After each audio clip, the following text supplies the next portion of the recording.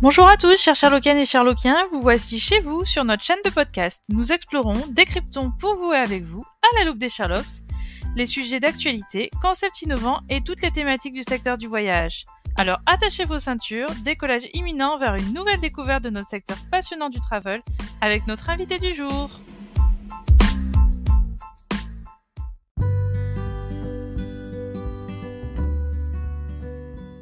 Bonjour, je suis Carole de l'équipe des Sherlock et aujourd'hui, dans cet épisode, nous allons faire un petit décryptage de ce qu'on appelle aujourd'hui le no-code. Alors le sujet, il n'est pas si récent, puisque vous connaissez sans doute tous des outils comme WordPress, Canva ou encore Mailchimp. La vraie nouveauté pour nous, c'est vraiment la communauté no-code qui s'est créée en France. Avec grand plaisir, je reçois donc aujourd'hui deux invités. Alors, tout d'abord, Alexis Kouvalenko. Alexis, bonjour. Bonjour, merci beaucoup de m'accueillir sur le podcast. Donc Alexis, tu es le fondateur du mouvement en France, du no-code, et de l'association aussi no-code, fondateur aussi de la société Contournement, et tu vas avoir le plaisir de nous en dire un petit peu plus. Et puis, j'invite aussi Fanny Josancy. Fanny, bonjour. Bonjour Carole et bonjour Alexis. Voilà, Fanny, tu es la fondatrice de Carnet de voyage et donc utilisatrice du no-code. Absolument. Alors, donc qui sont les membres de cette communauté no-code? Pourquoi cet engouement aujourd'hui pour le no-code? Quels sont les liens, les applications pour les professionnels du travel? C'est un petit peu les sujets que nous allons aborder avec vous aujourd'hui.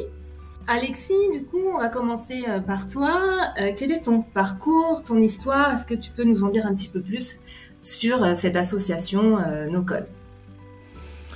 Alors, moi je suis développeur à la base, donc moi je viens du code, donc c'est un peu paradoxal, mais j'ai expliqué tout ça. Moi je suis développeur, j'ai toujours travaillé dans la tech. Alors pour l'anecdote, j'ai cofondé un média sur le voyage, en fait, à la fin des années 2000, donc voilà, je suis un petit peu proche du sujet aussi. D'ailleurs, c'était quelque chose qui ressemblait un petit peu à ce que fait Fanny. À l'époque, nous on avait tout codé. Je sais pas si c'est pour ça que ça a pas marché, mais en tout cas, c'était très différent de la manière dont je le ferai aujourd'hui, évidemment. Voilà, et donc en fait après je suis retourné à mon métier de développeur, etc.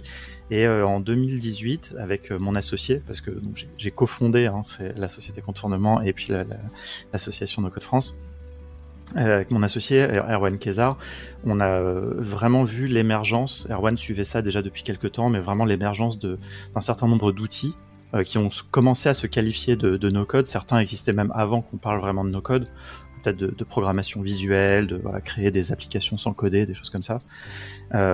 Et on a vu vraiment cette émergence, et donc on s'est dit, il y a beaucoup de choses aux États-Unis, il y a beaucoup de choses en anglais autour de tout ça. Pourquoi est-ce qu'on ferait pas quelque chose en France?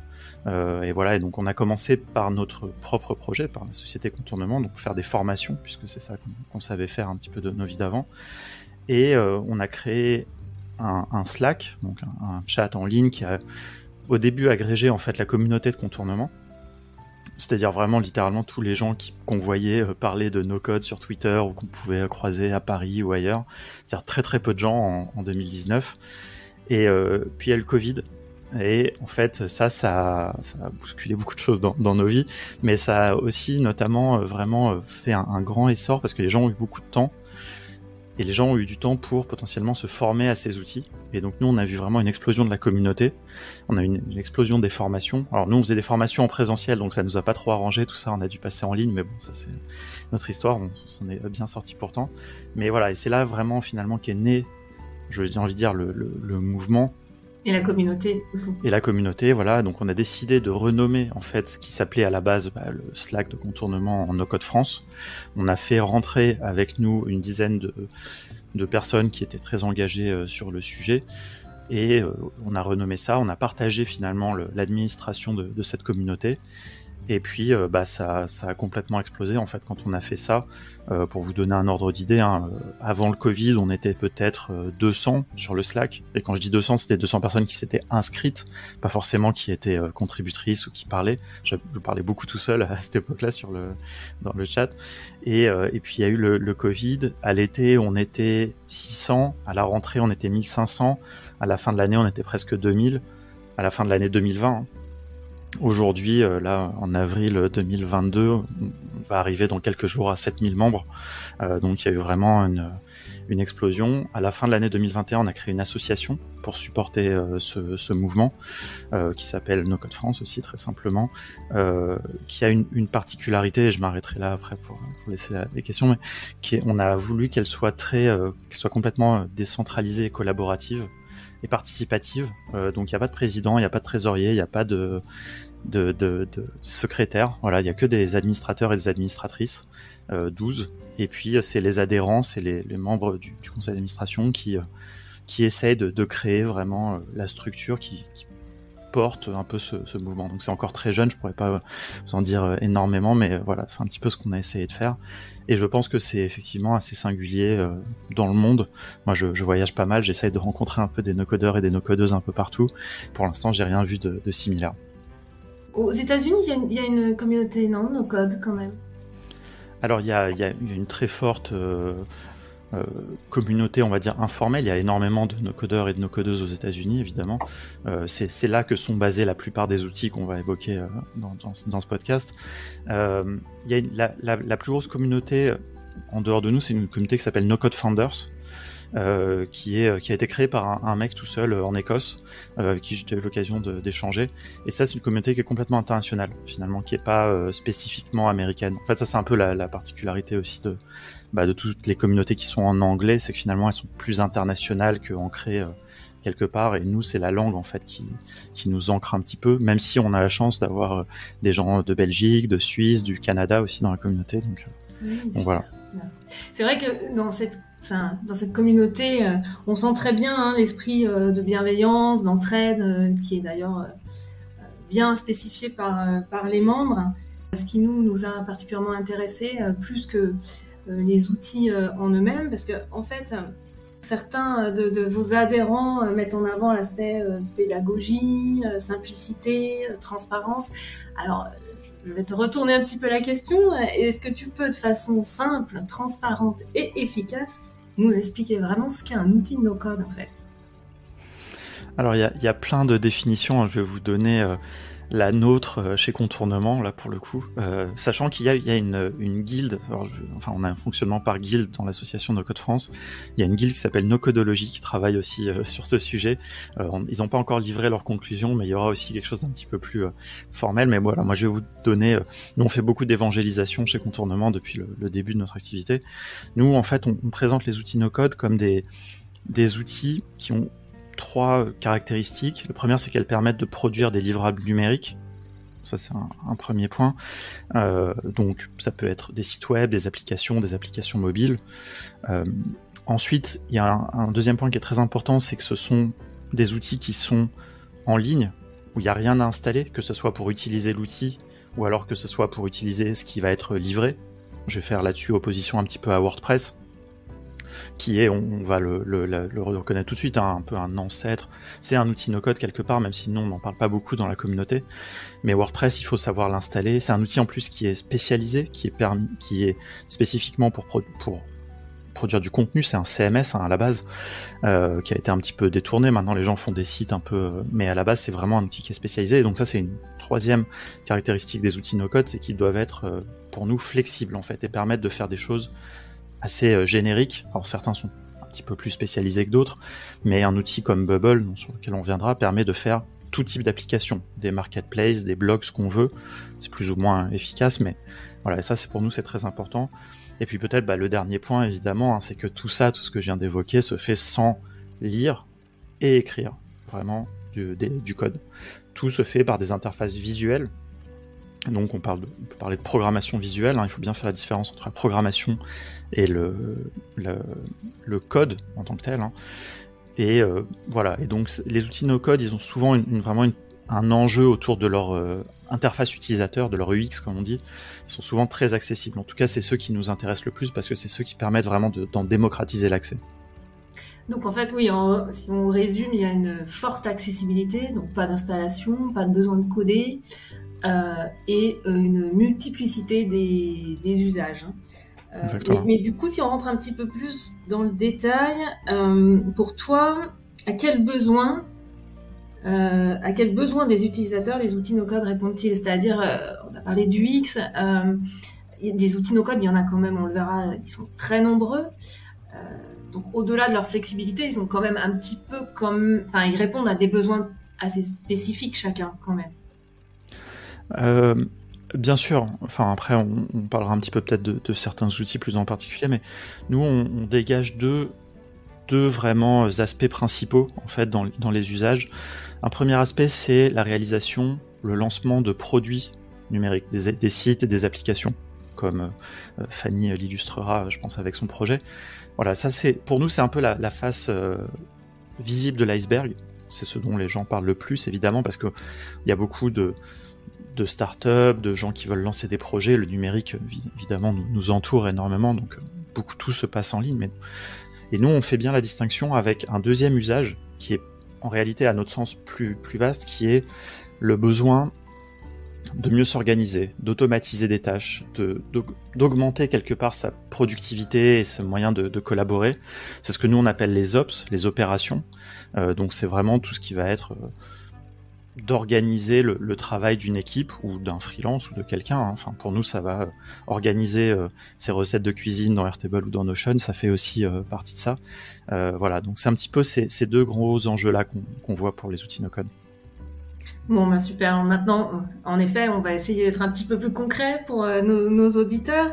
Est-ce que tu peux tu nous en as cité 2 déjà, mais nous citer pour toi quels sont les outils les outils phares du moment, et peut-être rentrer un petit peu plus dans le détail dans leurs utilisations respectives. Ouais, le premier outil que j'ai cité, et Fanny en reparlera, c'est Bubble, quoi. C'est vraiment un outil un peu phare. C'est, je pense, l'outil le plus connu, quelque part. C'est celui qui est le plus ancien aussi. Ils ont commencé le développement en 2012, donc c'est déjà 10 ans. C'est un outil extrêmement flexible. C'est aussi un outil qui nécessite de s'y former, en tout cas de rentrer dedans, qui a une courbe d'apprentissage assez importante. Pas autant, évidemment, que d'apprendre à coder. Mais donc voilà, ça c'est, je pense, probablement l'outil le plus connu, celui qui va parler au plus de gens. Et puis il y en a un autre qui est un peu son pendant, son rival quelque part, même si c'est une grande communauté où tout le monde est ami pour l'instant, c'est Webflow. Webflow, c'est un outil qui permet de faire des sites web. Je pense, Webflow, c'est un peu le remplaçant de WordPress, quoi. Si je dois un peu caricaturer, on verra ce que l'avenir nous dira.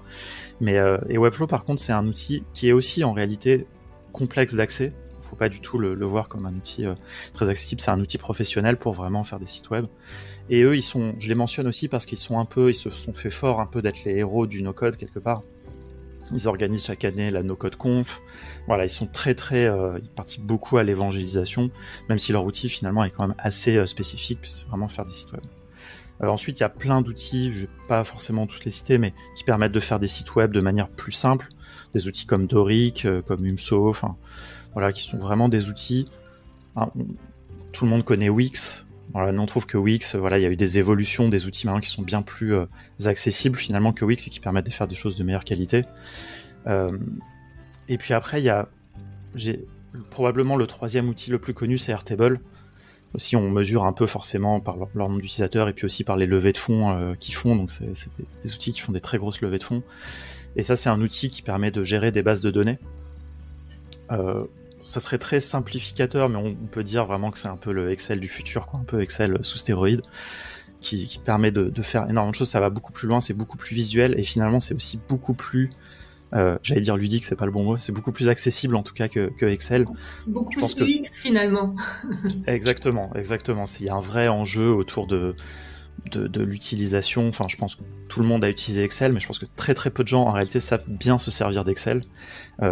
Je parle pas de faire des formules, mais de faire des tableaux croisés dynamiques, faire des graphiques, etc. Voilà, Airtable rend tout ça vraiment simple et accessible Et oui, j'ai envie de le dire, vraiment ludique. Moi, je passe beaucoup de temps de ma journée dans Airtable et donc j'aime beaucoup ça. Ensuite, il y a des outils qui vont bien avec Airtable, c'est les outils d'automatisation, Zapier, Make. Zapier, c'est pareil, c'est un outil qui a déjà plus d'une dizaine d'années, qui permet d'automatiser. Donc très simplement de connecter d'autres outils que vous utiliseriez. Par exemple, je vais donner un exemple très bête, mais quand vous publiez un article sur WordPress, si vous voulez à la fois le poster, en faire la promotion sur Twitter, sur Facebook et sur LinkedIn, soit vous le faites à la main chaque semaine quand vous publiez un nouvel article, puis vous faites ça, soit vous faites une automatisation avec Zapier qui va automatiquement, quand vous publiez un nouvel article, dans WordPress par exemple, dans Webflow, aller poster automatiquement des messages sur vos réseaux sociaux. Et ça, c'est vraiment très important parce que, au-delà du fait de gagner du temps, c'est du temps qu'on se libère pour faire autre chose, peut-être qu'il y a plus de valeur ajoutée, et puis ça permet d'être plus efficace quelque part, de faire les choses de manière un petit peu automatisée. Enfin voilà, donc ça c'est vraiment aussi un peu un état d'esprit qu'on trouve hyper important, qui est dans l'écosystème no code, c'est essayer de toujours trouver les moyens les plus simples de faire les choses et de faire le moins de travail manuel, quoi, quelque part, et essayer d'automatiser ça, qui est vraiment un trait aussi de développeurs, des développeurs traditionnels. On dit souvent que c'est une citation d'un développeur, mais il dit les trois qualités, c'est la paresse, la démesure et j'ai oublié le troisième, donc ça va pas très bien marcher, mais bon, bref, vous avez compris j'aurais dû mieux préparer. Est-ce que ce serait pas le plaisir, finalement, prendre du plaisir à ce qu'on fait? C'est ce que j'entends dans ce que tu dis. Moi, je pense que ça, c'est très important. Dans la citation de Larry Wall, je crois que c'était autre chose, mais c'est pas grave, je vais le retrouver. Mais oui, par contre, nous, effectivement, on pense que c'est très important aussi de s'amuser un petit peu de tout ça, et ces outils, comme je disais, ils sont quelque part un peu ludiques. Nous, on aime bien la métaphore des Lego, pour parler des outils no-code et notamment des outils d'automatisation. Ça, c'est un peu des briques qu'on va embriquer et créer comme ça quelque chose d'un petit peu plus global. Et on aime bien les Lego parce que à la base, c'est des jouets et que c'est sympa aussi de faire des Lego, et c'est un peu éducatif et en même temps un peu ludique, quoi. Oui. Voilà. Je peux citer peut-être un dernier outil, Notion. Pareil, un outil d'organisation qui est aussi très à la mode, qui est super, qui peut être utilisé par les étudiants pour prendre des notes, qui peut être utilisé pour gérer vos contacts, enfin qui est un outil vraiment très flexible, qui est plus dans la lignée quelque part de Word que de Excel, puisque à la base c'est vraiment une page blanche que vous avez face à vous, mais c'est une page blanche riche, quoi. C'est-à-dire que vous allez dedans pouvoir mettre différents contenus, mettre des bases de données, mettre plein de choses, et tout ça de manière très simple, très accessible. Donc voilà, c'est un outil qui est très populaire aussi, quoi. Donc si on comprend bien, en fait, l'intérêt c'est aussi de connecter, de finalement passer aussi à un autre mode de pensée, un peu moins linéaire, un peu plus arborescente, et puis de partager peut-être aussi. Est-ce que ces outils sont des outils de partage avec des collaborateurs, des clients ? Alors c'est un bon point. Très honnêtement là-dessus, en tant quand même que développeur à l'origine, je pense que rien ne peut battre encore aujourd'hui, enfin à ce stade, mais ça changera, j'espère. Mais tout ce qu'on voit sur la collaboration autour du code, si je reprends encore une fois l'exemple de WordPress, c'est quand même un projet open source, et un des plus gros projets open source du monde. Il y a des milliers de personnes qui travaillent dessus de manière bénévole, désintéressée. Alors, il y a une société derrière aussi, mais et ça c'est le code qui permet ça, quoi. Des outils comme GitHub qui permettent de centraliser, de travailler, de collaborer à plusieurs. Voilà, malheureusement dans le no-code on n'en est pas encore là, mais par contre, oui, ce que tu disais est intéressant. Par contre, il y a potentiellement le moyen, par exemple, dans une relation un peu plus freelance client ou agence client, effectivement d'impliquer ses clients. Par exemple, si on met en place une base Airtable avec pour un client, il va vraiment pouvoir s'en saisir, se l'approprier, enfin beaucoup plus facilement que un bout de code qu'on livrerait à quelqu'un. Ça c'est sûr, ouais. Même sur des outils comme Bubble, c'est possible. Après, des outils comme Bubble sont quand même exigeants, donc moi j'ai pas envie non plus de faire croire aux gens que si vous travaillez avec une agence qui vous fait une super appli sur Bubble, vous allez pouvoir vous-même ensuite la corriger, et modifier des choses, modifier des textes, des couleurs, pourquoi pas, modifier la mécanique. Je vous conseille de plutôt vous former à Bubble d'abord avant de tout casser, quoi. Oui, finalement, plus que l'accessibilité, c'est presque donner accès à des outils un peu, on va dire, à des outils tech. C'est pas toujours c'est pas toujours fun, donc de les rendre un petit peu plus plaisants au quotidien, plus efficaces. J'avais envie de comparer le no-code un peu, c'est très à la mode le do-it-yourself, mais c'est un peu le do-it-yourself de la tech finalement. Mais comme tu le dis, c'est pas forcément accessible facilement avec un simple tuto, donc d'où ça dépend des outils, hein. Pour nuancer quand même, enfin ça dépend des outils, hein. J'ai pris un peu deux exemples un peu, mais non, t'as raison, hein. Je trouve que moi il y a un excellent parallèle avec le mouvement des makers, le mouvement vraiment do it yourself, le mouvement des Fab Labs, etc. Il y a un parallèle, enfin si on prend l'impression 3D ou les fraiseuses numériques, enfin qui sont des outils qui sont aujourd'hui du quotidien, hein. Tout le monde peut quasiment acheter une imprimante 3D, l'installer chez lui à un coût tout à fait abordable. Donc oui, c'est ça. C'est avant, il y a une dizaine d'années, une fraiseuse numérique, c'était un outil professionnel réservé à des professionnels extrêmement cher qu'il fallait savoir programmer. Aujourd'hui, on peut avoir une CNC chez soi et puis découper, graver du bois, etc. Donc non, t'as tout à fait raison. Et il y a surtout un état d'esprit dont je pense la communauté no-code peut un peu se réclamer, justement de faire soi-même, d'apprendre, de collaborer. Enfin, les Fab Labs ont une charte où vraiment on doit partager ce qu'on fait, etc. Il y a un petit peu cet état d'esprit de manière plus informelle, mais qu'on retrouve dans la communauté. Donc, En fait, comme on le disait, on en a énuméré quelques-uns, mais il en existe plein, hein, des outils no-code. Et ce que je sens, moi, c'est que l'enjeu, c'est quand même... avant de se jeter dedans, c'est de pouvoir bien identifier quels sont ses besoins et l'outil qui va répondre à son besoin. Alors, si tu avais un conseil à donner à quelqu'un qui voudrait se lancer, comment s'y retrouver finalement parmi tous ces outils, comment choisir celui qui nous convient et qui convient à notre besoin, comment se former justement Bien sûr, non, c'est un vrai enjeu, hein. Enfin, sans faire trop d'autopromo, mais c'est vrai que nous on a fait une formation gratuite qui s'appelle Apprenez à choisir vos outils, parce qu'on pense qu'effectivement ça passe par là, parce que ça ensuite ça guide tous les choix, quoi, et notamment le choix de comment se former. Mais il faut d'abord être sûr d'avoir choisi les bons outils pour son projet. Ouais. Et donc là-dessus, en fait, nous on a mis quelques critères. Je peux le dire rapidement, hein. Donc il y a un premier truc, c'est les fonctionnalités que propose l'outil, parce que ces fonctionnalités évidemment permettent de faire le projet, ce que l'on veut faire. Le budget aussi, évidemment, hein. Tout le monde n'a pas le même budget. Suivant le budget, on va choisir différents outils, on a différentes options. Peut-être qu'on devra faire l'impasse sur une fonctionnalité, mais pour entrer dans son budget. Et voilà, hein, suivant son contexte professionnel, tout ne doit pas être drivé par choisir l'outil le moins cher, à mon sens, hein. Ça c'est vraiment un écueil, mais évidemment il faut faire en fonction de ses moyens. Choisir aussi un outil qui est accessible, mais l'accessibilité, j'arrête pas de répéter ce mot, mais ça dépend aussi du niveau. Par exemple, moi à la base je suis programmeur, donc je vais pouvoir me former sur des outils peut-être un peu plus complexes que quelqu'un qui n'a pas ce background-là, et c'est pas un problème, il existe, comme tu l'as dit, une multitude d'outils no-code, hein, et donc il en existe vraiment pour tous les niveaux. Il faut pas avoir peur d'ailleurs de se tromper, hein, ça c'est peut-être aussi un truc, des fois il faut tester. C'est-à-dire c'est bien là je donne des critères comme ça un peu théoriques, après nous ce qu'on dit aux gens c'est vraiment tester. Une fois que vous pensez avoir identifié un ou deux outils en regardant des tutos, des vidéos, en posant des questions, testez-le, quoi. Ne prenez pas pour acquis une recommandation que quelqu'un va vous faire, testez et puis voyez ce qui vous plaît le plus. Et puis après, il faut regarder aussi un peu la communauté qu'il y a autour des outils. Il y a des outils qui ont des communautés plus ou moins actives. Donc ça, c'est quand même aussi un bon indicateur. La communauté de Bubble, déjà, de l'éditeur en lui-même, est très active. En France, il y a la communauté no-code France et la communauté d'Auto aussi, dont Fanny fait partie. Sur l'outil Bubble, dont exactement, Fanny va nous parler tout à l'heure. Exactement, donc ça c'est très important à prendre en compte parce qu'on sait que voilà, on va avoir du soutien, on va pouvoir avoir des gens qui répondent à nos questions. Alors il faut aussi contribuer à une communauté, il faut pas juste le voir comme un endroit où on prend et s'en donner.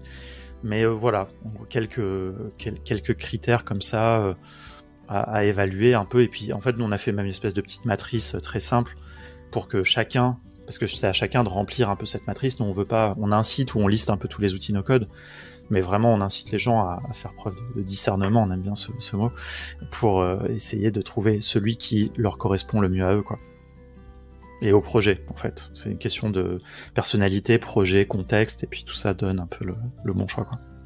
Et du coup, alors, quand tu disais tester, alors, comment on teste finalement? Est-ce qu'on a quand même besoin de se faire une petite formation avant? Est-ce qu'on peut y aller un peu Alors c'est vrai que c'est pas évident, hein, mais la chance qu'il y a, c'est que souvent la plupart de ces outils, ils ont toujours des versions gratuites qu'on peut essayer.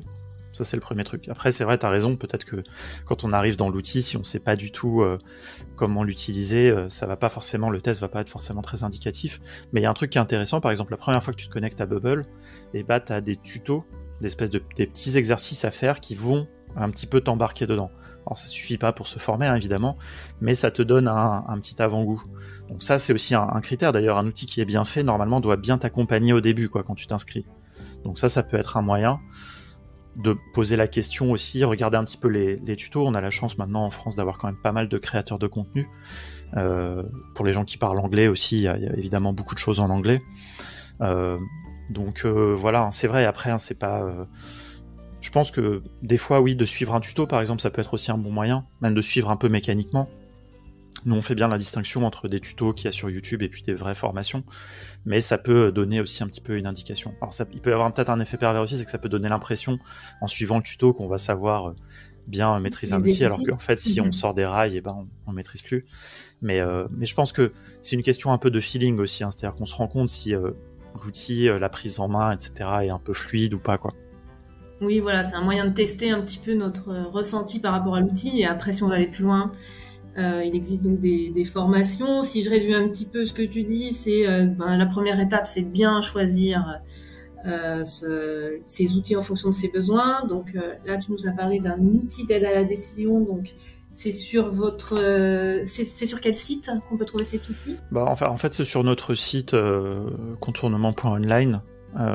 C'est là où il y a notre catalogue de formation, et il y a une petite formation gratuite qui dure à peu près 1 heure, dans lequel il y a cette matrice qu'on a fait avec Airtable, évidemment. Voilà. Donc, mais c'est une suite de vidéos où on évoque un peu tous ces critères, on fait un petit historique du no-code, un petit panorama des outils, et puis un petit peu tous ces critères d'aide à la décision. Et donc une fois qu'on a décidé, donc évidemment vous avez tout un panel de formations, hein, c'est ça que vous proposez, et puis ensuite l'important, hein, ce que tu disais, c'est l'accès à la communauté. Hein. Ouais, c'est ça. Ouais. Il y a pas encore en France, les formations, c'est quelque chose qui est très réglementé. Il y a des certifications, des choses comme ça, des choses qui prennent du temps. Donc pour l'instant, on est un peu à la phase un petit peu Far West aussi, là dans le no-code, où il y a un peu de tout. Il y a des choses très différentes. Et quand je dis ça, nous, de toute façon, c'est pas pour mettre en avant spécialement nos formations. Hein. Nous, on a un angle très particulier dans nos formations, sur certains outils uniquement. Par exemple, on fait pas du tout de Bubble. Quand des gens nous demandent des formations à Bubble, on les renvoie vers Auto. Mais il y a des choses aussi très diverses. Sur Udemy, il y a des formations à $12 qui sont de qualité moyenne. Mais après, moi, ce que je pense très sincèrement, c'est un peu comme pour les outils, finalement. Choisir sa formation, c'est aussi, il faut aller voir si les formateurs ou les formatrices ont du contenu, si on aime bien la manière dont ils parlent, si on aime bien leur pédagogie. Et nous, on assume le fait qu'on a une pédagogie très particulière, qui s'adresse beaucoup aux débutants, mais des gens un peu plus à l'aise vont peut-être pas apprécier la manière dont on présente les choses. Nous, on essaye par exemple de vraiment parler en français, d'utiliser très peu de jargon. Il y a des gens qui nous trouvent un peu ringards, hein. Franchement, moi je l'assume, il n'y a aucun problème, et qui vont préférer des formations un peu plus de start-upper, un petit peu où la personne a parlé un peu à moitié français, moitié anglais. Voilà, moi j'ai aucun problème avec ça. Je pense qu'il y a autant de formateurs qu'il y a d'élèves. Donc il faut juste trouver la personne qui nous correspond plus et la manière d'apprendre qui nous correspond plus, quoi.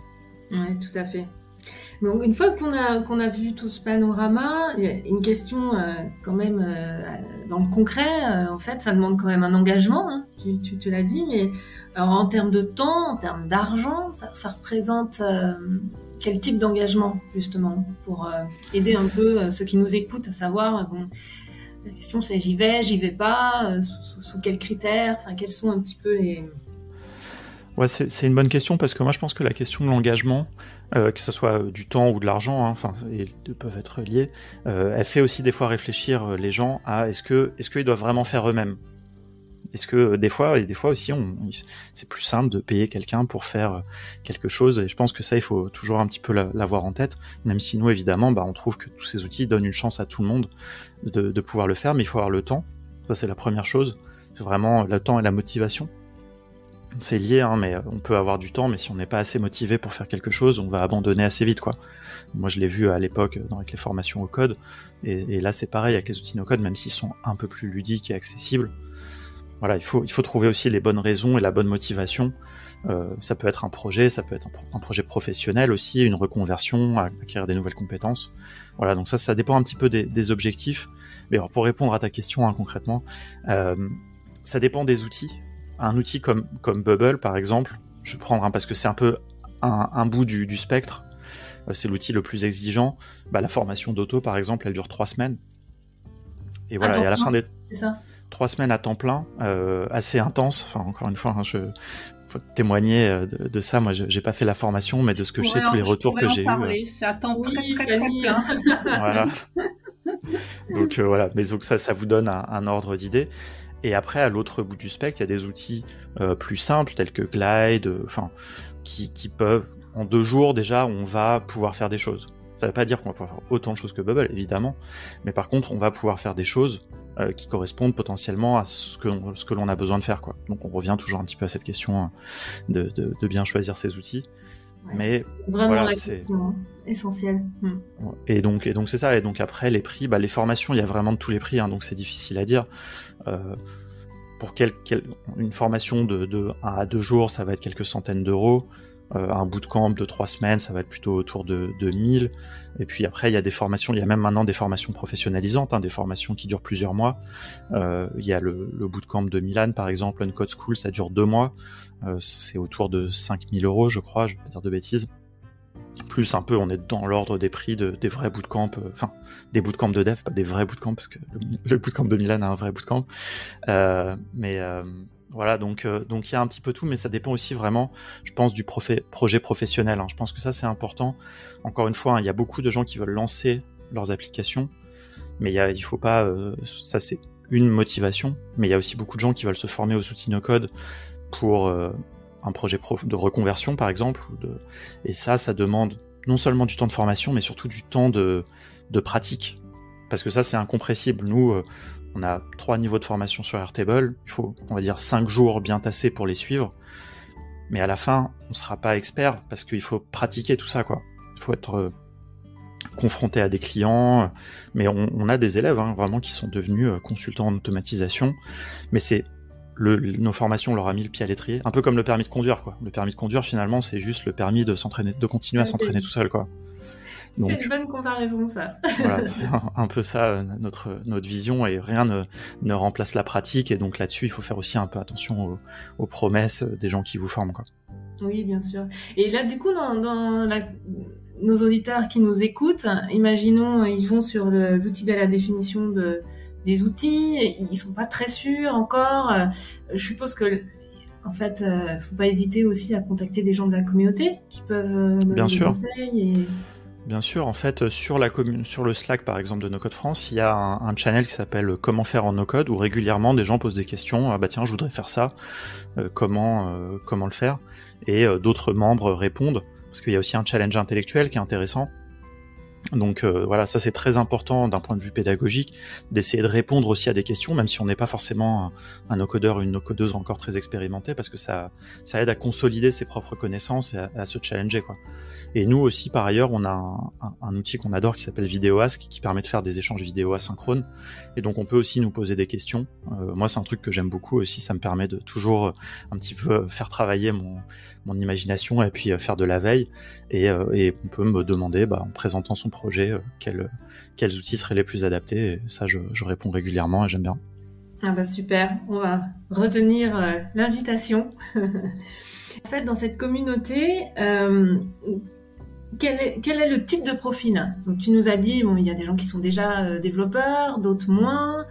Tu nous as parlé aussi d'entrepreneurs, de gens qui changeaient, qui étaient en transition professionnelle, mais par exemple, on est quand même dans la tech. Est-ce que c'est plutôt des gens plus jeunes Quel est le pourcentage de femmes? On voit il y en Alors, a, puisque Fanny est là. Oui. il y en a pas assez, malheureusement. Je pense qu'on est dans une meilleure proportion que dans le code traditionnel, mais pas assez. Donc ça, c'est un sujet. Il y a une guilde dédiée à ça dans l'association No Code France. On n'a pas de chiffres, malheureusement. On est encore en train de préparer une étude justement sur la communauté, mais on sait qu'il y a un déséquilibre. Ça, c'est malheureux en termes de mixité. C'est difficile, donc du coup, comme on n'a pas vraiment, moi, j'ai envie de vous donner juste trois exemples de personnes, parce que on avait fait un podcast, donc dans le podcast de contournement, sur le no-code non professionnel, on va dire, et les gens, parce qu'il y a plein de gens dans la communauté aussi qui font du no-code pour différentes raisons, mais dont c'est pas le métier, quoi. Et donc, par exemple, il y a Carole, qui d'ailleurs est très portée sur le sujet justement de l'inclusion, de la diversité, qui s'occupe de cette guilde notamment, qui est psychologue à la base. Elle est psychologue, elle est passionnée d'outils no-code, elle fait du no-code, mais c'est pas son métier, quoi.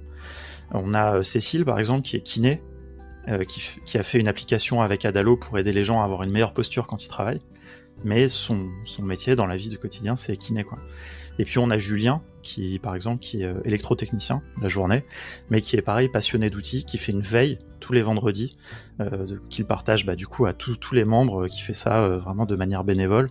Et voilà, ça vous présente un peu je pense la diversité. Alors après, évidemment, il y a des développeurs, il y a des start-upers, il y a un petit peu de tout, mais je trouve que c'est quelque chose de fascinant.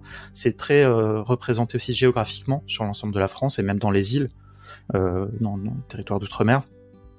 Il y a des petites communautés, il y a à Nantes une communauté qui est très active, une communauté à Marseille évidemment avec Otto. Bon, à Paris ça paraît logique, mais vraiment le Covid nous a aidé un peu aussi à nous affranchir des frontières et ne pas rester un petit peu dans un entre-soi parisien ou des choses comme ça. Donc ça c'est aussi génial. Il y a des gens à la campagne, il y a un channel qui s'appelle No Code Cambrousse littéralement sur le Slack. Donc voilà. Super.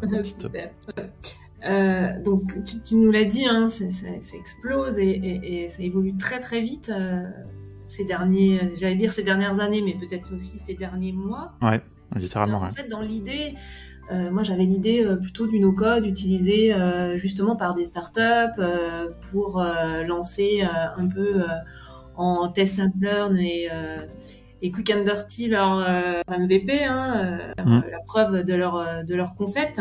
Et puis tu nous as cité vraiment des professions a priori très loin de la tech. Donc ça c'est hyper intéressant. Quel regard tu portes là-dessus sur ces évolutions récentes et puis à venir aussi? Moi ce que je trouve super avec ça, c'est que on commence souvent nos webinaires d'évangélisation en disant qu'il y a 0,03% de la population seulement qui sait coder. Et voilà, et le no-code, c'est un peu la question, qu'est-ce qui se passe si on donne aux 99,7 autres % la possibilité de coder, quoi. Et enfin, la possibilité de produire, en tout cas, de s'approprier tous ces outils de production numérique. Et très franchement, je vais être tout à fait honnête, je sais pas vraiment à quoi nous attendre. Je pense qu'on va avoir plein de surprises. Il va y avoir évidemment des projets qui vont se lancer. Il va y avoir aussi beaucoup de projets qui vont rater. Je veux dire, ça, il faut aussi le dire, hein, c'est la réalité quand même. Mais il y a beaucoup de projets qui vont rater vite et pas cher, et avec des gens qui auront appris des compétences au passage. Et qui vont rebondir. Et qui vont rebondir, qui vont peut-être mettre leurs compétences à profit d'un autre projet, qui vont porter eux-mêmes ou de quelqu'un d'autre. Et je pense que là-dessus, on n'est qu'au début de tout ça. Évidemment, on a un petit peu les yeux rivés sur les startups qui lèvent des fonds, qui fonctionnent bien et tout. Et ça, c'est super parce que ça attire un petit peu l'attention des médias. Mais moi je suis beaucoup plus intéressé par voir ce que les gens justement qui avaient pas forcément accès avant vont pouvoir faire, et là-dessus on n'a pas beaucoup de recul, donc c'est pour ça que je préfère pas non plus trop, je pense qu'il va y avoir plein de choses, plein de petits projets locaux en fait, un peu à l'antithèse des startups finalement. Les startups, on dit toujours les investisseurs n'investissent que dans des startups qui résolvent des gros problèmes avec des gros marchés, etc. Et là, c'est un peu l'inverse, c'est-à-dire qu'en réduisant les coûts de production et tout, on peut adresser des petits marchés, des petits problèmes très spécifiques. Nous, on avait fait une formation au tout début de contournement, où on avait une personne qui voulait adresser le problème des cheveux afro. Il y a plein de problèmes en France par rapport à ça, aux soins, il y a très peu d'éducation par rapport à ce sujet. C'est un marché de niche. mais ça résout le vrai problème. En plus, c'est pas tant une niche que ça. D'ailleurs, elle nous avait donné des chiffres, c'était assez impressionnant. Ouais, non, c'est clair. Ouais. Mais et voilà, et donc ça c'est un projet, aucun investisseur va s'y intéresser, c'est un truc en plus de minorité, etc. Et voilà, ça apporte des vrais changements à mon avis de société, mais on est au début de ça. Puis bon, faut pas être trop angéliste non plus, hein, on verra bien, mais ça résout un petit peu. Enfin, peut-être que ça résoudra un peu, peut-être aussi le monopole des GAFAM, un petit peu ces choses-là, mais franchement je sais pas. Reparlons-en dans 1 an, 2 ans, et puis on verra. Oui, avec plaisir, on en reparlera. En tout cas, ça ouvre un champ d'opportunités immense. Et alors là, on est sur un podcast dédié aux professionnels du travel. Est-ce que spécifiquement dans cette industrie et dans ce secteur, tu y vois un intérêt particulier quelle est la pertinence de ces outils selon toi? Parce que finalement, on va échanger avec Fanny, mais il semblerait qu'il n'y ait pas tant d'entreprises du travel qui utilisent les outils no-code. Qu'est-ce que tu aurais envie de leur communiquer aujourd'hui, en fait? Alors, moi, le premier usage que je vois forcément, c'est le côté contenu CMS, quoi. En tout cas, c'est celui qui m'apparaît le plus. Après, j'avoue, je suis pas un expert vraiment de l'industrie du voyage, quoi. Enfin, de ce que tu vois, tu parles de. Mais voilà, je sais qu'un outil comme WordPress est encore très très utilisé. Et c'est très bien, c'est un très bon outil de publication de contenu. Pour moi, aujourd'hui, l'étape suivante, c'est d'utiliser plutôt un outil comme Webflow, avec des professionnels, mais qui vont pouvoir faire des choses vraiment sur mesure, et pas tordre un WordPress dans tous les sens, ou alors payer des développeurs et des designers qui vont faire un WordPress sur mesure. En fait, Webflow là-dessus est beaucoup plus efficace. Enfin, franchement, moi, c'est vraiment flagrant. Parce que déjà, on va travailler qu'avec un designer qui va implémenter lui-même son design. Il y a des capacités d'édition, de gestion des données du CMS, qui sont vraiment plus simples que dans WordPress. Que le back-office de WordPress, il n'est pas hyper agréable, il est fonctionnel. Mais quand on va dans Webflow, c'est vraiment vachement plus simple. Donc ça, c'est ce que je vois un peu, c'est à mon avis, cette évolution-là. Après, par contre, ça ne veut pas dire que tout le monde doit se mettre à faire du Webflow lui-même, quoi. C'est un outil, comme je l'ai dit, encore une fois, qui est exigeant, qui nécessite aussi des compétences de design. Donc, mais ça, je pense que c'est... Quel est, selon toi, le truc qui ferait la différence, qui ferait que on laisserait un WordPress? Alors, je sais aussi que dans le tourisme, il y en a beaucoup qui sont aussi sur Joomla. Joomla, WordPress, c'est les deux CMS essentiels. Qu'est-ce qui... Le point qui devrait titiller nos auditeurs en disant, tiens... rien que pour ça, il faudrait que je m'intéresse à Webflow. Je pense que c'est vraiment la partie graphique, finalement. C'est vraiment Enfin, moi, j'ai beaucoup utilisé WordPress, j'ai beaucoup développé sur WordPress, et c'est un outil qui est super, mais qui nécessite beaucoup de moyens, finalement, parce que on a tendance souvent à le tordre. Ou alors, à utiliser des thèmes qui ne sont pas propres à nous, et donc on va vouloir modifier, bidouiller, etc. Et en fait, ce temps-là, cette énergie, qui que ce soit qui la mette à bidouiller son WordPress, à mon avis, serait beaucoup mieux dirigé avec un expert de Webflow, avec un designer, donc c'est le métier qui va faire déjà quelque chose de très joli, qui va avoir une charte graphique, qui va vraiment pouvoir s'approprier ça.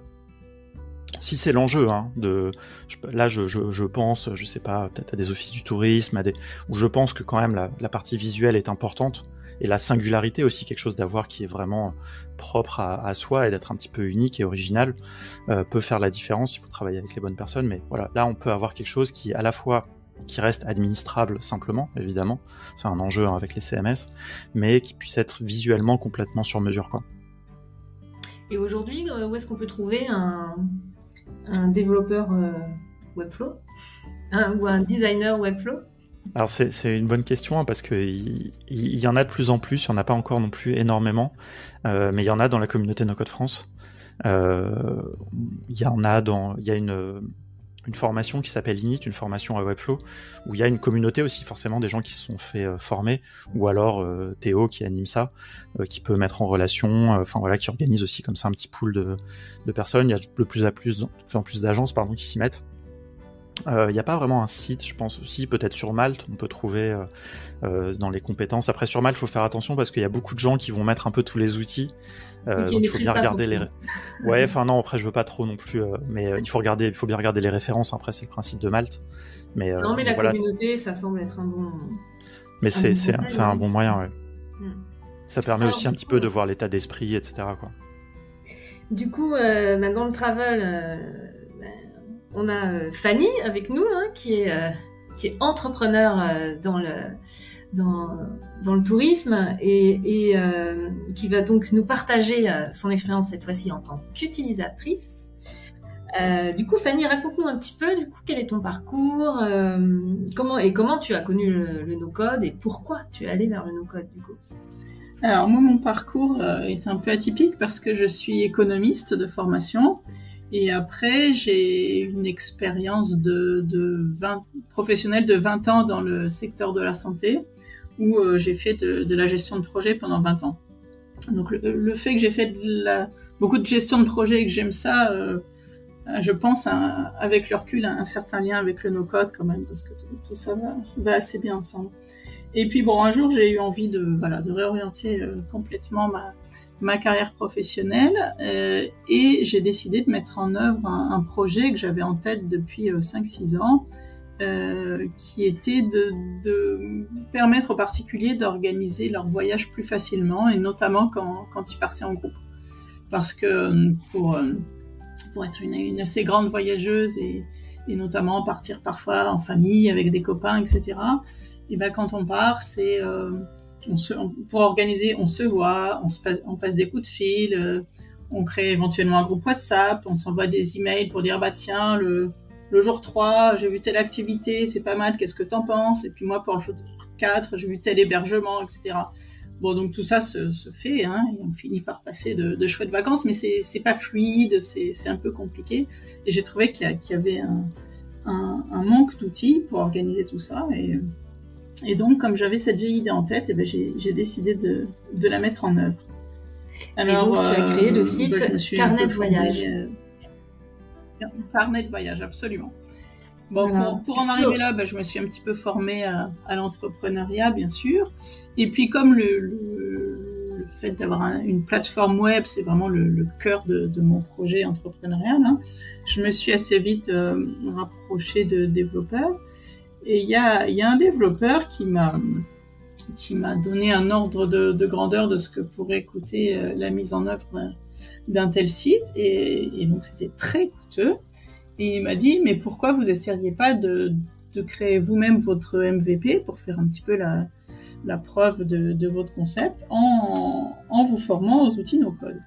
Et il m'a parlé de Bubble, il m'a parlé également d'Auto, qui donc fait des formations à Bubble. Et donc j'ai trouvé ça quand même assez extraordinaire qu'un développeur m'oriente vers du no-code. Je le remercierai jamais assez. Et donc j'ai contacté Auto et une semaine après, je démarrais un bootcamp de formation à Bubble après avoir validé le fait que Bubble était un outil adapté à ce que je voulais faire. Ça, je vais y revenir parce que c'est assez important. Et donc je suis partie sur un bootcamp donc de 3 semaines, comme je disais tout à l'heure, extrêmement intensif. Alors j'ai envie de dire plus ou moins intensif parce que dans chaque promotion il y a des profils très divers. Il y a un certain nombre de développeurs par exemple, donc pour qui c'est quand même beaucoup plus facile. Et il y a des gens comme moi qui partent mais vraiment de rien. Je n'avais aucune connaissance en code. Et ben oui, moi j'y ai passé des heures et des heures, mais je pense que j'étais l'élève très laborieuse, mais qui arrivait à faire ce qu'on lui demandait au final, en passant peut-être un peu plus d'heures que ceux qui avaient déjà les bases, bien sûr. Donc ça a été très intensif pour moi, mais bon, je suis ressortie de ce bootcamp formée et quelques mois après, mon site était en ligne. Oui, donc en fait, c'est ça, quelques mois après. Donc il t'a fallu quelques mois seulement pour oui, tout à fait. Alors, je vais juste revenir sur le fait d'avoir choisi Bubble, c'est que Carnet de voyage, c'est pas un site vitrine pour des sites de présentation, effectivement, WordPress ou des outils no-code comme Webflow, etc. font parfaitement l'affaire. Ils sont un petit peu peut-être plus simples. Parce qu'on dit toujours que Bubble c'est l'outil à juste titre qui a la courbe d'apprentissage la plus difficile. Et moi il se trouve que quand on s'inscrit sur le site, il y a un espace propre à chaque abonné qui se crée et donc il y a une base de données derrière qui est un peu lourde et tout ça en fait au-delà des apparences un site finalement assez complexe et Bubble était tout à fait adapté à ça. Donc après ce bootcamp, j'ai bâti mon projet. Alors en toute honnêteté, je me suis fait assister d'un prestataire pour les fonctionnalités les plus compliquées, parce qu'effectivement, avec mon niveau de connaissance de base, j'étais un peu juste, ou j'aurais passé trop de temps du moins à aller au bout des choses, mais en prenant un prestataire quelques jours, 4-5 jours de travail, plus tout ce que j'ai pu faire moi-même, et ben oui, effectivement, mon site a été bâti assez vite et pour un coût très très bien minime. Inférieur à si tu l'avais fait faire. Comme une mesure, c'est 20 fois moins cher, quoi. Et aujourd'hui, du coup, tu as plus la main dessus, c'est-à-dire. Aujourd'hui, je fais tout moi-même dessus.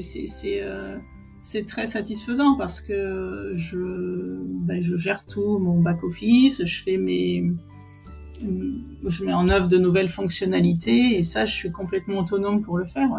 Ouais, tu me parlais en off de notion de briques, en fait. Tu peux vraiment imbriquer en fonction de tes besoins spécifiques exactement la brique qu'il faut. Voilà, tout à fait. Oui, là, j'avais commencé dans la version de base, il y avait que les possibilités pour les particuliers de créer leur carnet de voyage. Après, on a ajouté une deuxième brique spécifique au voyage de groupe. On ajoute au fur et à mesure des besoins. Jusqu'ici, les premières fonctionnalités étaient gratuites, et on a mis en place un moyen de paiement. Ça, j'ai pu le faire en totale autonomie. C'est assez facile pour qu'on y soit formé. Donc voilà, il y a plein de choses qui vont arriver. Là, il y a un blog qui va arriver dans les prochaines semaines, etc. Ça, en toute autonomie, je vais pouvoir l'implémenter. Et est-ce que tu aurais des petits commentaires quand même en termes d'optimisation possible ou, Oui, tout à fait. Alors, Bubble, au début, quand ce fameux développeur m'avait parlé de cet outil, et l'idée c'était de faire mon MVP avec, de tester, et puis si ça prenait un peu, de passer à un outil conçu en code. Et il se trouve que j'ai pas du tout atteint les limites de Bubble, et je pense surtout que je vais pas les atteindre, et que mon outil a vocation à rester sur Bubble. D'ailleurs, il y a des sites maintenant qui commencent à prendre une certaine ampleur, qui ont réussi à lever beaucoup de fonds, etc. Ces temps-ci, il y a Prelo, par exemple, qui en quelques mois a réussi à lever plusieurs millions d'euros. Et c'est des sites qui ont une certaine ambition et qui ne rencontrent pas de limites, en tout cas pour le moment sur mobile. Donc ça, c'est quand même la bonne surprise. Après, il y a en termes de référencement, c'est un petit peu moins performant peut-être que des outils plus classiques comme WordPress, par exemple, qui est un peu le roi en référencement. En termes de rapidité des fonctionnalités du site, c'est pas forcément au top non plus. Alors, des personnes un peu plus qualifiées que moi pourraient probablement améliorer encore, et donc je suis dans les améliorations permanentes et j'ai pas fini et je me ferai aider si nécessaire. Mais bon, il y a des petites choses comme ça qui peuvent être améliorées. Mais globalement, je suis très contente. Et je voulais ajouter que, effectivement, Bubble, c'est l'outil phare de mon projet entrepreneurial pris dans toute sa globalité, mais c'est loin d'être le seul parce que j'utilise Airtable, j'utilise Notion, j'utilise Make, j'utilise Trello. En fait, en mettant le doigt, j'ai envie de dire, dans la thématique no-code, au fur et à mesure, on découvre de nouvelles choses et c'est très, très utile. Notion, je fais toute ma gestion de projet dessus, donc voilà ce que je disais, comme c'est ma formation de base, j'aime beaucoup cet outil, avoir tout sous la main, faire des ponts facilement entre différents points et différents aspects de ce projet entrepreneurial. Là, je commence à me former sur Make. Alors, pour donner un exemple, par exemple, maintenant, dès que j'ai un nouvel utilisateur, bien sûr, il s'implémente dans ma base de données Bubble, évidemment, mais ce sont des bases de données sur lesquelles on ne peut pas facilement retravailler derrière. Avant, quand je voulais faire des stats sur mes utilisateurs, etc., il fallait que je fasse un export de ma base de données Bubble dans Excel. Bon, là, j'ai construit mon CRM sur Airtable et j'ai mis en place une automatisation qui fait que dès que j'ai un nouvel abonné, hop, mon tableau d'abonnés s'implémente aussitôt du nom du nouvel abonné, de ses caractéristiques, etc. Donc il y a plein d'outils très très intéressants. Il y a aussi MailerLite pour envoyer ma newsletter. Il y a beaucoup de choses. C'est un monde qui offre des possibilités illimitées, je sais pas, mais en tout cas pour mon regard de jeune en âge, mais de jeune start-upeuse, et je trouve tout ce que je veux, quoi. Et puis je suis loin de devoir tout explorer. Et avec la possibilité de les interconnecter entre eux. En fait. Absolument, voilà, je parlais de Make. C'est grâce à l'outil Make, donc qui est un outil qui permet des intégrations comme Zapier dont parlait Alexis tout à l'heure. Ça permet de connecter plusieurs outils entre eux. Donc Make, par exemple, sur l'exemple que j'ai cité, me permet de connecter Bubble et Airtable, de créer une automatisation entre ces deux outils. Sachant que Bubble permet déjà des automatisations en soi. Quand j'ai un nouvel abonné, automatiquement dans Bubble, j'ai programmé un envoi d'email de bienvenue, par exemple. Donc, au sein même de l'outil, il y a des possibilités d'automatisation déjà existantes. Et tu me disais aussi que la vraie force que tu as trouvée, c'est justement la communauté. Oui, absolument. La communauté avec l'entraide, les conseils. Oui, absolument. Alors, même si j'y suis pas impliquée autant que je le voudrais, parce que le site, c'est un des aspects de mon activité, mais derrière, j'ai aussi toute la com à gérer, tout l'administratif. Enfin, voilà, dans une jeune entreprise, il y a énormément à faire, et pour l'instant, je suis toute seule avec une stagiaire. Donc, je suis pas assez impliquée à mon goût dans cette communauté, mais c'est vrai que je suis sur le Discord d'Auto, par exemple, et j'ai depuis le début un sentiment d'appartenance très fort. Sur LinkedIn, je trouve aussi que quand on commence à suivre certaines personnes de la communauté NoCode, il y en a plein d'autres qui viennent nous suivre à leur tour, etc. Et voilà, j'ai un vrai sentiment, malgré une implication qui est pas suffisamment développée, dans laquelle je vais m'investir davantage, mais malgré ça, j'ai un vrai sentiment d'appartenance réel. C'est assez fort, ça. Je sais que je peux aller demander un coup de main à gauche à droite si besoin. Moi-même, très volontiers, dès que je peux parler du sujet, je le fais. Je l'ai fait au sein de mon incubateur, par exemple, pour essayer d'évangéliser un peu ma petite mesure. Sur le no-code. Ouais, sur le no-code, parce que je suis très...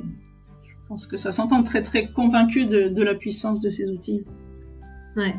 L'enjeu peut-être pour l'association notamment NoCode, c'est de garder cet esprit aussi fort quand la communauté va grossir, parce que plus il y aura de monde, il faudra garder l'ADN de base entre guillemets. Et donc du coup j'ai envie de reposer cette question à Alexis. Est-ce que vous avez déjà pensé à cette question de comment garder cet esprit communautaire tout en faisant grossir la communauté? Et quelles sont finalement les perspectives, votre idéal sur l'association NoCode et la communauté actuelle et à venir? C'est une bonne question parce que ça permet de faire un peu... Je trouve que Auto a très très bien réussi ça. Et aussi, je pense que ce qui y contribue, c'est que tous, quasiment, en tout cas les gens qui font partie de la communauté d'Auto, sont allés, ont fait la formation. Donc ont vécu la même... épreuve entre guillemets, enfin il y a un peu quelque chose d'un peu initiatique peut-être aussi là-dedans. Tu as tout à fait raison, ça soude, ça pendant le bootcamp on échange toute la journée énormément et puis quand ça s'arrête on continue parce que c'est là que se crée le sentiment d'appartenance notamment, tu as tout à fait raison. Exactement, en plus de fait d'être aussi concentré sur un outil. Enfin ça je suis même un peu jaloux justement, c'est quelque chose qu'on n'a pas forcément réussi chez Contournement, qu'on a un peu abandonné au profit, on va dire, de la communauté NoCode France. Et c'est vrai que du coup la communauté NoCode France est très éparse. J'ai envie de dire notre espoir, on a continué à grandir tout en gardant un petit peu cette bienveillance. Alors après il y a des choses à ajuster, c'est-à-dire que moi par exemple j'ai envie à la fois que cette association soit très décentralisée, comme je disais, il n'y a pas de président, etc. Et en même temps, forcément, des fois, je peux avoir des réactions un peu d'appartenance quelque part, puisque c'est moi qui ai commencé tout ça, donc il faut aussi savoir aussi un peu laisser la voix à tout le monde. C'est les adhérents de l'association, et donc qui représentent un sous-groupe, on va dire, de l'ensemble de la communauté, qui vont faire un petit peu eux-mêmes. C'est ça qui doit nous aider à... Voilà, et donc... Mais je pense que l'association, quelque part, son rôle aussi, c'est un petit peu de fédérer, je pense. On n'en est pas encore là, mais il y a la communauté d'Auto, par exemple, qui est donc une très grosse communauté. Il y a aussi une communauté qui s'appelle Notion en français, où le nom d'ailleurs est intéressant, ça s'appelait Notion France, ils ont choisi de renommer Notion en français, parce qu'ils voulaient que ce soit ouvert aux gens au Canada, etc. Ce qui est le cas aussi de No Code France, mais c'est vrai hein, que juste les mots, c'est juste nous on trouvait No Code en français, ça sonnait pas très bien, mais bon, c'est une super communauté soudée encore une fois autour d'un outil, donc je pense qu'il y aura aussi d'autres communautés plus autour des outils, parce que les gens forcément c'est plus fédérateur quoi, et donc peut-être que la communauté No Code France simplement a un rôle comme ça un petit peu transverse, et puis voilà, il y a des sensibilisations d'accueil de ceux qui connaissent pas le no-code en fait. Exactement. En fait, dans les missions de l'association, il n'y a pas forcément une mission d'évangélisation, mais il y a par contre une vraie mission d'accueil. En tout cas, c'est ce qu'on a décidé avec le conseil d'administration. Le rôle, c'est vraiment d'accueillir les gens qui ont entendu parler pour la première fois, peut-être les auditeurs par exemple, qui viendront sur le Slack ensuite, et eux de les accueillir de la meilleure manière, de leur donner des ressources un petit peu objectives, et puis d'orienter les gens, et puis ensuite ils font un petit peu leur vie, et peut-être ils trouvent d'autres communautés. Enfin, voilà, je pense qu'effectivement cette mission-là est très importante, et c'est par là, si on accueille bien les gens, et ben normalement ils vont perpétuer, j'ai envie de dire, cet état d'esprit. Je pense, en tout cas pour l'instant, c'est ce qui se passe quoi.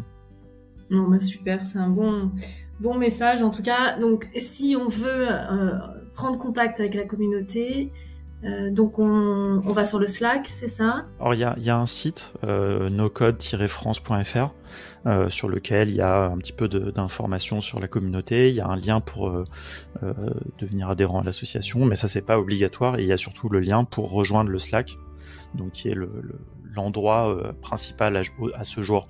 Un jour, il y aura aussi un petit peu plus de présence en ligne, je pense, mais voilà, on fait les choses. Mais oui, donc c'est sur le Slack. Quand on arrive, on reçoit un message automatisé, évidemment, qui nous invite à se présenter avec quelques ressources, etc. Et puis après, on découvre les channels. Alors au début, ça peut être un petit peu impressionnant parce qu'il y a beaucoup de canaux de discussion, il y a beaucoup de monde, il y a beaucoup de discussions qui se font sur tous les canaux. Mais vraiment... il y a des gens, il y a un membre de la communauté, par exemple, je finirai peut-être là-dessus, mais par rapport à ta question, il y a un membre de la communauté, un adhérent, qui a proposé un système, c'est-à-dire d'avoir une petite icône à côté de son nom, si on a envie d'être identifié comme quelqu'un qui peut accueillir et donner des renseignements par rapport à la communauté ou à l'association, quoi. Et ça c'est parti donc d'un adhérent, et il y a 15 personnes peut-être maintenant qui ont cette petite icône, et donc qui sont identifiées. Donc voilà, je pense que c'est des initiatives comme ça, très collectives, collaboratives, qui partent de la base, quoi, en quelque sorte, qui peuvent nous aider à continuer. Et puis on verra, mais très honnêtement, c'est vrai que c'était vraiment une de mes craintes depuis le début. C'est d'ailleurs une des raisons pour lesquelles on a partagé les admins, en fait, qu'on n'était pas les seuls administrateurs quand on a choisi de changer de nom de No Code France, pour partager cette responsabilité quelque part, et un peu arriver à juguler un petit peu les choses, arriver à modérer les conversations, enfin, même si on a très peu de travail de modération en réalité. Donc voilà, je pense que c'est en s'ouvrant et en incluant tout le temps plus de gens dans les prises de décision qu'on peut réussir à grandir, quoi. C'est un bel exemple d'intelligence collective, du coup. Ouais, voyons, ça fait que quelques mois, enfin bon, quelques années même, mais voyons ce que ça donne. Je pense qu'on arrive bientôt à ce stade critique, quoi.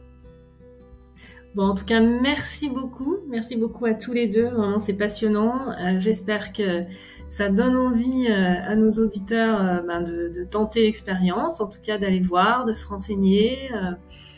Et j'ai envie de vous dire maintenant, si vous voulez un petit peu nous donner le mot de la fin, à l'attention donc des professionnels du voyage. Fanny?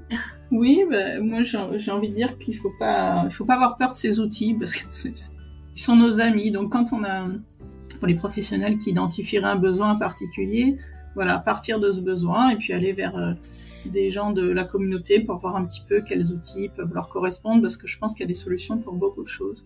Et moi, je voudrais ajouter que j'ai été contactée par des professionnels, et notamment des travel planners, pour développer une branche, on va dire, de carnet de voyage qui leur soit adapté. Je suis en train d'y travailler. Et donc, voilà, on va aussi s'ouvrir à du B2B après le B2C. Et c'est un développement qui m'enchante. Et voilà, je vais rentrer encore plus dans ce secteur du travel grâce à l'outil Bubble. Et il y a plein de belles choses qui se préparent et qui vont faire que renforcer les liens entre nos codes et le secteur du tourisme. Bon, merci Fanny. Alexis, tu voulais ajouter encore quelque chose ?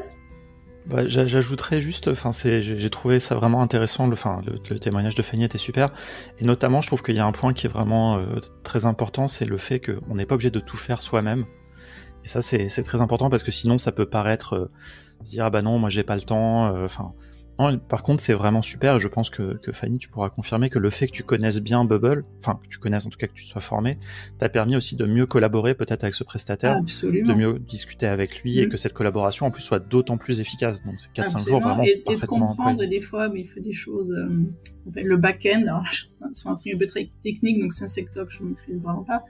Mais il y a une ou deux fois, il m'est arrivé de lui dire « Et là, je n'arrive pas bien à voir ce que tu as fait, explique-moi, parce que j'ai envie de comprendre. » Et c'est vrai que je maîtrise parfaitement au moins 90% de mon outil. Et ça, c'est très intéressant, au-delà du fait de pouvoir moi-même apporter des modifications, etc. C'est de comprendre. Parce que pour avoir été dans la peau, dans mon ancienne vie professionnelle, de la personne qui appelait un prestataire, un développeur, en disant je voudrais ça sur mon site, et puis quelques semaines après, voilà, on a le retour, ça correspond pas, mais on comprend pas forcément, on ne sait pas ce qui s'est fait derrière et on le maîtrise pas. Là, voilà, je trouve que j'ai une compréhension qui est de la globalité qui est quand même très intéressante et très utile au quotidien. Et qui ouvre à la créativité. Oui.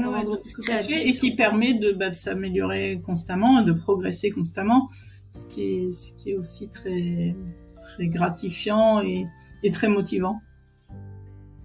Je trouve que c'est super aussi d'apprendre justement des prestataires avec qui on travaille, etc. Ça participe aussi à la montée en compétences. On peut pas tout apprendre en faisant seul, quoi. Bien sûr, c'est très clair.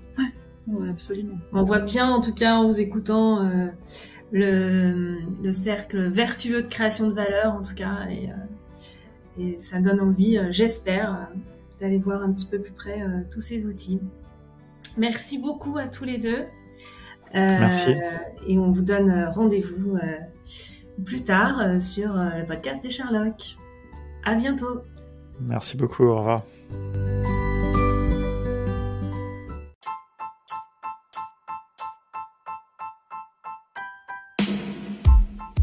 Chers Sherlockiennes et Sherlockiens, merci de nous avoir écoutés. Vous avez aimé cet épisode? Cela vous a été utile? Alors aidez-nous à diffuser ce podcast autour de vous.